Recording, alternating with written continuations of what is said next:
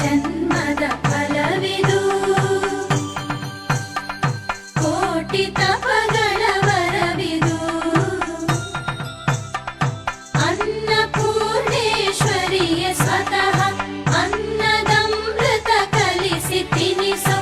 ಅರ್ಧನಾರೀಶ್ವರನ ದಾಸರ ದಾಸೋಹವಿದು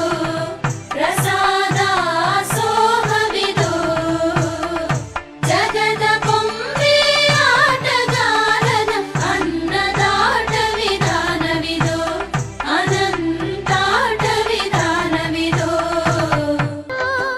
ಪೈ ಪೈನೆ ಸಂಸಾರ ಬಂಧముల కట్టేవు నా పలుకు చెల్లున నారాయణ నిగమ ಗಮದನಿ ಸಗಮಗ ಸನಿ నిగమ నిగమ